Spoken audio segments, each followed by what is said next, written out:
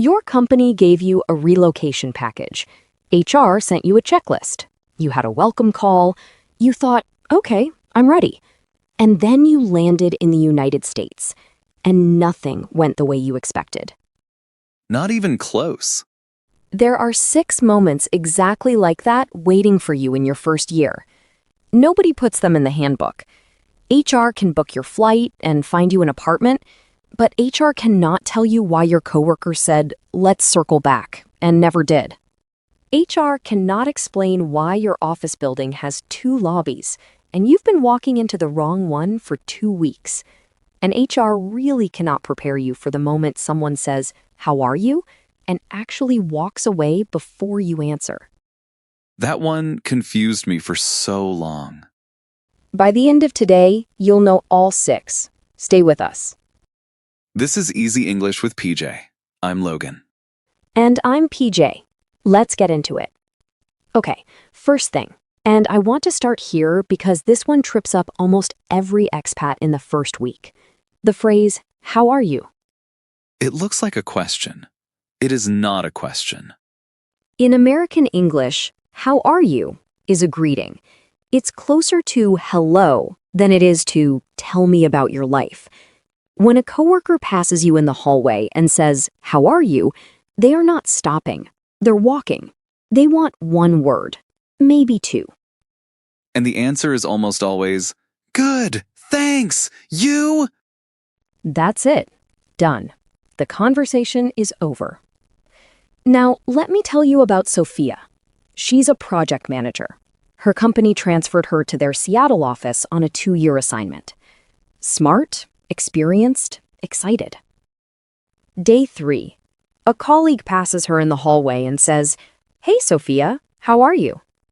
Sophia stops, turns, and starts, "Well, actually, the jet lag has been quite difficult, and I'm still looking for an apartment closer to the office." And the colleague was already on the elevator. Gone. And Sophia stood there wondering, did I say something wrong? She didn't. She just answered a greeting like it was a real question. Let's try it, Logan. I'm your colleague. We're passing in the hallway. "Hey, Logan, how are you?" Oh, I'm pretty tired, actually. I had a really long commute this morning. Gone. I'm already at my desk. Okay. Let me try again. Good, thanks. How are you? Perfect. That's the whole conversation. Smile, keep walking, done. And if someone actually wants to know how you are, they'll stop first. That's the signal. The stop is the signal. Got it. American workplace communication is famously indirect. And I say that as someone who works in it every day. The problem is, it sounds direct, so you think you understand, and then something happens that makes no sense. The circle back moment. Yes, let's go through the most common ones. Let's circle back on that. What that means is this conversation is over for now, and we might come back to it later, or we might not. It does not mean there is a meeting scheduled. It does not mean you will hear from them tomorrow. So basically, the conversation is over for now. And don't assume there's already a plan to revisit it. Right. Then there's, "That's an interesting idea." What does it mean? I feel like it means they like it. Not always, but sometimes when an American manager says, "That's an interesting idea," they may be politely expressing uncertainty rather than enthusiasm. It doesn't always mean they love it, and it doesn't always mean they don't. The problem is you can't tell just from those words. So that's corporate English for, sometimes it's a soft no, and sometimes it's, "I'm not convinced yet." Pretty much. So how do you know? Watch what happens next. That's where you'll get your answer. Think about Sophia's first team meeting. She presents a process change idea. Her manager says, "That's interesting, Sophia. Let's see." Sophia goes home excited. She tells her partner, "They loved my idea." 2 weeks later, nothing. She asks her manager. The manager says they decided to go a different direction. Sophia was shocked. But her manager had told her, in the gentlest American way possible, from the very beginning. That's such a painful misread. And it happens constantly. Here's one more. Someone at work says, "Feel free to reach out if you need anything." Does that mean you can email them whenever? I used to think yes. It means I am being polite and professional. For small, real questions, yes, one short email is fine. But it's not an open invitation to schedule a weekly call. So when Sophia's skip-level manager says, "Feel free to reach out," what should she do? Schedule a weekly check-in call? No. Send one short, specific question when she genuinely needs something. That's it. Okay, so the rule is watch what people do, not just what they say. Exactly. Actions tell you what the words actually meant. Quick one, just for you. Think of one phrase from your own job that never made sense until someone finally explained it. Got one in your head? Good. Hang on to it. We're not done yet. All right, next one.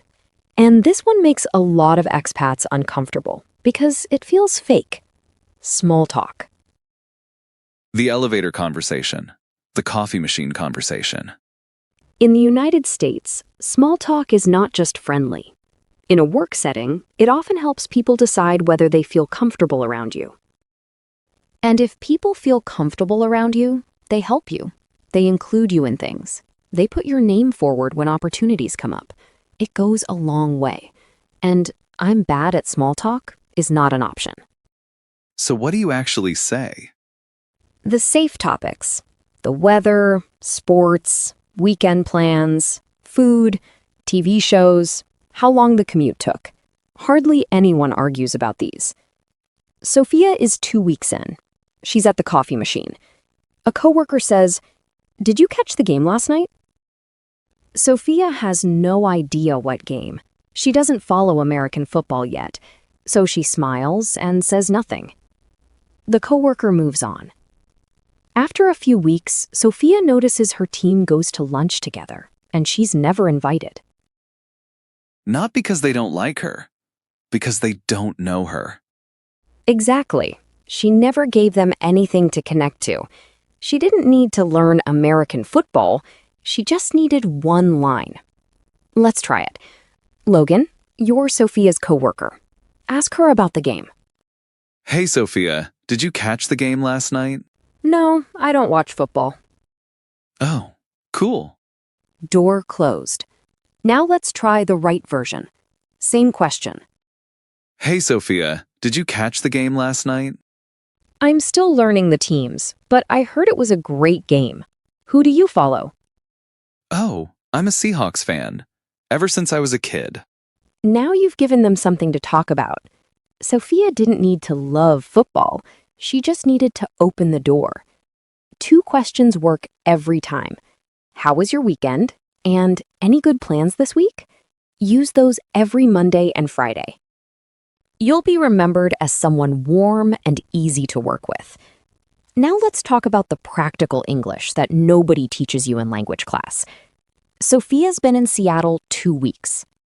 She needs to set up her bank account, call her insurance company, and figure out why her first meeting calendar invite said floor 3 inches when she works in a building with a ground floor entrance. Starting with numbers, specifically dates and floors. Dates. In the US, dates go month first, so 4/7 means April 7th, not the 4th of July. Wait, actually, that's the same. Bad example. Let's try 3/5 means March 5th, not May 3rd. If you come from a country where it's day first, this could easily lead to a missed meeting in your first month. Floors. This one got me. In most American office buildings, the entrance level is called the first floor, not the ground floor, not floor 0. So when someone says the meeting is on 3, that's the 3rd floor up from the entrance. I went to the wrong floor for a client meeting in my first week. The building had 2 lobbies, and I was already confused. Which brings us to phone calls. You'll need to call your bank, your insurance company, your phone company. These calls involve a lot of automated menus. Press 1 for this, press 2 for that. Then a human picks up. And the human often talks fast, uses a script, and assumes you know what they're saying. What are the most useful phrases for that situation? 3 of them, and they all do the same job. They buy you time without sounding lost. Watch. I'm the bank, you're Sophia. Ready? Ready. Your new account number is 4471-888-320019. Can you confirm you have that? Yes, got it. Did you get it? No, I missed the last part completely. That's the trap. You say yes because you don't want to sound lost. Try again. Same question. Your account number is 4471-883-20019. Can you confirm? Could you slow down a little? I want to make sure I get this right. Sure. 4471-8832-0019. I'm sorry, I didn't quite catch that last part. Could you repeat it? 0019. Got it. So let me just confirm. That's 4471-8832-0019? Confirmed. That's it. Those 3 lines just saved Sophia from a mess later. Write them on a sticky note. Put it next to wherever you make phone calls. First year, you need it on paper. Quick one before we move on.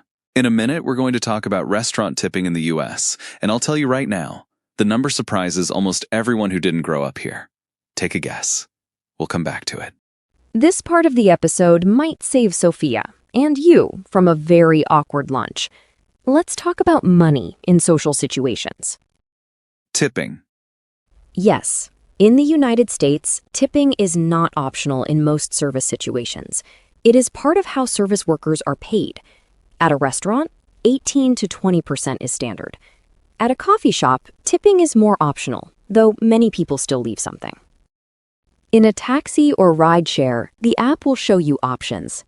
Leaving 0 at a restaurant is unusual, unless something went seriously wrong. So Sophia gets her first invitation. Her team is going to lunch. Great sign. She's being included. The bill comes. Everyone splits it. The tip gets calculated. Sophia looks at the total and thinks, 15% is already quite generous back home. She adds 15. And the table goes a little quiet. Her manager quietly adds more to cover it. Nobody says anything to Sophia. She doesn't understand why the mood shifted until a kind colleague explains it later that evening. And here's the thing. Nobody thought less of Sophia. She just didn't know. So let's make sure you know before it happens to you. Logan, the bill is $100. What do you tip? 15%? So $15? That's on the low end. You'll want to leave at least 18, ideally 20. So $18 to $20 on a $100 bill. That feels like a lot. It is more than many countries, but that's how the system works here. And now, splitting the bill. People say, let's split it, or let's go Dutch. That means everyone pays for their own meal. But sometimes someone says, I've got this one. That means they're paying for the whole table. And the correct response is not to argue or pull out your wallet. What do you say? Oh, no. Please, I insist. No. Just, thank you so much. I've got the next one. That's it. That's just how social generosity often works here. Okay, this part is the one I think about most for expats. And it's not about language, exactly. It's about something underneath the language. What is it? Loneliness. And I don't mean sadness. I mean the specific feeling of being in a busy office, surrounded by people, in meetings all day, and still feeling like you're on the outside of something. Like everyone else knows a joke you don't know yet. That feeling is real. I felt it when I moved cities within the US, and I already spoke the language. So imagine Sophia. It's month 3. She's productive, her team likes her, the hallway greetings go well. She knows the tipping rule now. She found a supermarket. On paper, she's doing great. But every Friday, people make weekend plans around her, and she goes home alone. She's not unfriendly. She's not doing anything wrong. She just hasn't found her people yet. And she doesn't quite have the language for what she's feeling, which makes it harder to do anything about it. That's the part that gets you, not the big obvious stuff, the quiet Friday feeling. Exactly. So here's the language for it. I'm still finding my feet here. That means I'm adjusting, I haven't figured everything out yet, and that's okay. You can say this to a coworker, a neighbor, a new acquaintance. It's honest, without being heavy. Logan, your new coworker, asks how you're settling in. What do you say? I'm fine. Everything is great. No problems. And now they move on. Because fine closes the door. Try the other version. I'm still finding my feet here, honestly. But I'm getting there. And now they stop. Because most people remember that feeling. And many people want to help. Sophia finally says that line to a colleague on a Thursday afternoon. Soon after, someone invites her to lunch. That's all it took. One honest sentence instead of, I'm fine. One sentence that opens the door instead of closing it. Before we wrap up, quick gut check. If you're watching this before your move, or you're a few months in already, which one of these 6 moments already happened to you? Just notice it. That's enough for now. Let's bring it together. 6 moments, and none of them were ever going to be in a company handbook. The hallway greeting that isn't really a question. The manager's interesting idea that means more than it sounds. The small talk that opens doors before you even need anything. The floor numbers and the phone script that buy you time. The tip that's bigger than you think it should be. And the quiet Friday feeling that gets better the moment you say it out loud. Sophia figures them out. You will too. Here's your one action for this week. Pick one phrase from today and use it in a real situation before Friday. Just one. I'm still finding my feet here. Or, how was your weekend? Or, I didn't quite catch that. Could you repeat the last part? One phrase. One real moment. That's really all it takes to get started. And tell us in the comments, which of these 6 moments already happened to you? We want to know, and I promise, someone reading this right now had the exact same one. If this gave you something your relocation package didn't, hit subscribe and turn on notifications. New episodes every week, all built for real life. And share this with someone who's about to make the move. They need this before they land, not after. And remember, the handbook HR gave you covered the job. Today covered everything else. Now you've got both. One city, one office, one conversation at a time, starting with, how was your weekend? See you in the next one.